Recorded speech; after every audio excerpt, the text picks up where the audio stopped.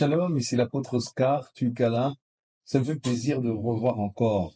J'aimerais commenter très rapidement par rapport aux émissions passées. Alors, cette série sur la santé mentale a béni plus d'un. Je vois vos commentaires.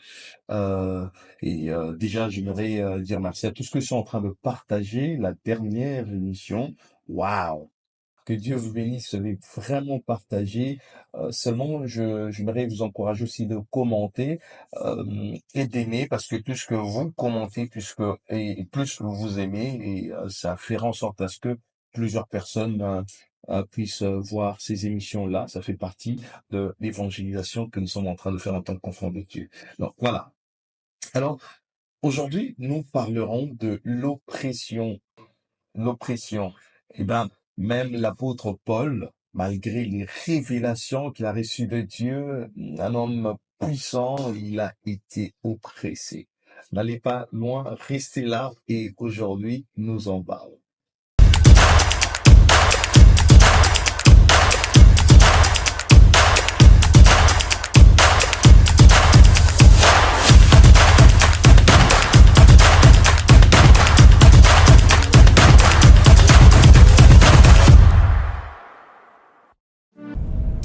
Alors, avant que je ne touche sur c'est quoi l'oppression, permets-moi très rapidement de nous dire c'est que euh, l'oppression l'oppression n'est pas une simple difficulté mentale.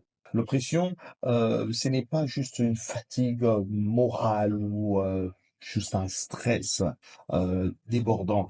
Euh, mais c'est une force invisible qui pèse sur nous, qui bloque notre raisonnement et qui nous maintient dans une situation de captivité, une situation d'obsession. C'est une puissance qui pèse sur nous. Enfin, bref. Alors, aujourd'hui, nous en parlerons.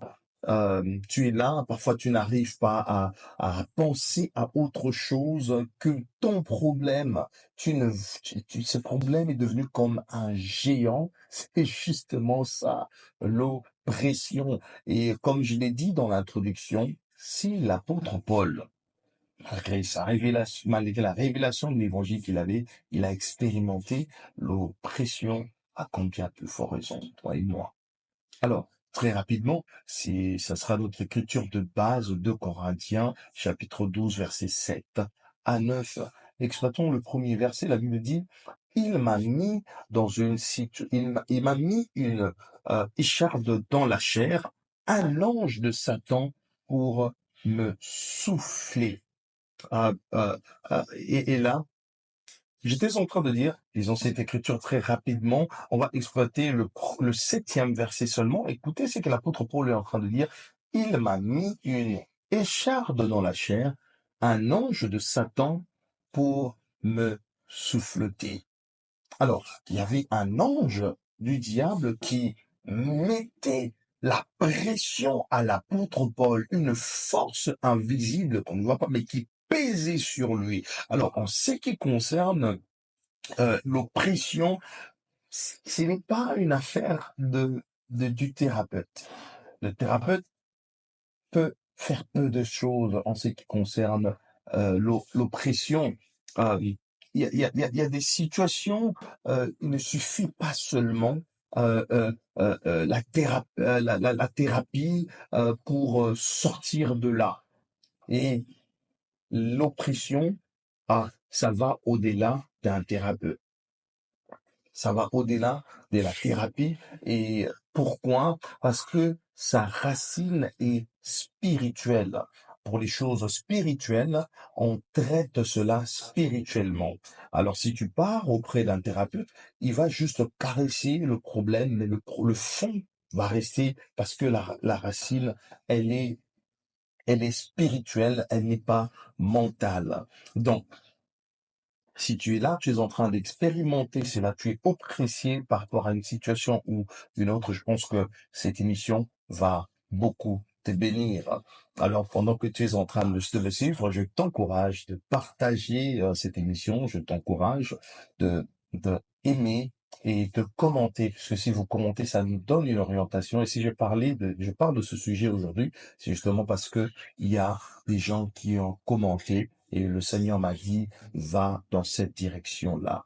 En ce qui concerne l'oppression, ce sont pas des produits médicaux qui vont résoudre le problème. C'est pas un docteur qui va nécessairement t'aider à cette situation. Cela demande une délivrance.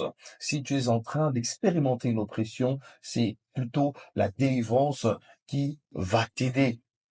Et cette délivrance viendra par la prière, par une discussion profonde avec le Seigneur. Et l'apôtre Paul a fait la même chose. Viens avec moi au 8e verset. Regardez ce que l'apôtre Paul dit. Il dit, 3 fois j'ai prié le Seigneur d'éloigner de moi, et il m'a dit, ma grâce te suffit, car ma puissance accomplit dans la faiblesse.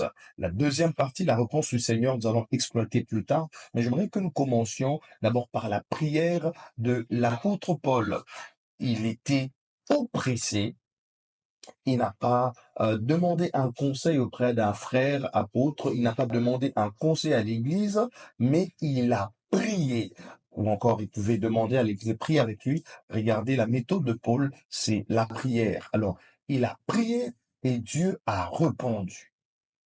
L'apôtre Paul a prié. Alors, lorsqu'on est en train d'expérimenter la dépression, ce que nous devons faire, c'est de prier. Il faudrait commencer par là. Et comprenez qu'il n'a pas prié seulement une seule fois, mais il a prié 3 fois. Il a insisté avant d'avoir une réponse. Parfois, mais la réponse de Dieu, maintenant je vais toucher sur la réponse. Dieu a dit à, à Paul, ma grâce te suffit.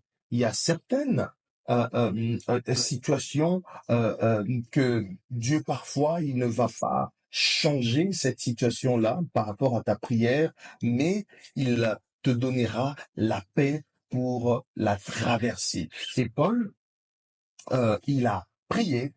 Dieu lui dit, ma grâce te suffit. Alors, lorsqu'on est en train d'expérimenter l'oppression, euh, mes bien-aimés, la prière peut t'aider, la prière peut faire en sorte que Dieu te procure la paix face à l'oppression. Alors, comment le faire? Il faut toujours garder un regard fixé à Dieu.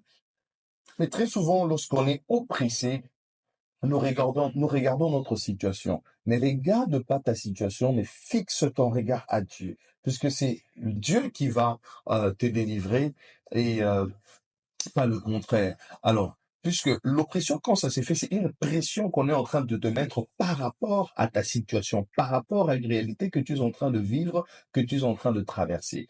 Alors, si tu te concentres sur cette situation-là, tu ne fais que alimenter ce monstre, tu ne fais que alimenter cette situation qui est en train de te ronger. Il faudrait regarder l'Éternel. Le psalmiste a dit ceci dans le psaume 121. Il dit, je lève mes yeux vers les montagnes d'où me viendra le secours. Le secours me vient de l'Éternel. Vous voyez? Donc, il a regardé le Seigneur. Alors, toi qui es en train de connaître l'oppression maintenant, mon conseil à moi, c'est que tu tournes ton regard vers Dieu, peu importe la situation à laquelle le diable est en train de mettre la pression pour te garder dans les statu quo, regarde le Seigneur et le secours te viendra de l'Éternel. Ça peut venir d'une manière ou d'une autre. Pour Paul, Dieu n'a pas changé la situation, mais lui a procuré la paix. Parfois, Dieu peut te dire oui par rapport à ta prière. Parfois, il peut juste te procurer la paix par rapport à ta situation. Alors, ici, je me permets de parler directement à ceux qui sont en train de passer par une saison euh, euh, euh, d'oppression. Et tu es en train de la vivre vraiment, vraiment dans ta chair. Tu es en train de passer par euh, une oppression sans précédent. N'essaie pas de régler cela avec les moyens humains. N'essaye pas de regarder les hommes pour essayer de régler cette situation-là ou pour t'aider à te sentir à l'aise ou confortable. Mais cherche la face de Dieu dans la prière, une prière fervente et la puissance de Dieu va se manifester. La Bible dit dans 2 Corinthiens 12, 10 que je suis faible, c'est alors que quand je suis faible, allez-je dire, c'est alors que je suis fort. Et souvenez-vous, Dieu a dit à Paul, au 9e verset de ce livre que nous avons lu, il dit que c'est dans les faiblesses, que dans nos faiblesses que Dieu se manifeste. Alors, je suis en train d'encourager une personne qui est en train de passer par ce temps-là d'oppression. Regarde Jésus-Christ. Regarde Jésus-Christ, regarde sa croix, regarde ce sang précieux qu'il a versé à la croix, regarde ce sacrifice suprême que Jésus-Christ a fait, et cette situation-là tombera. Soit il te procurera la paix, soit il va changer cette situation-là. Alors que Dieu puisse vous bénir.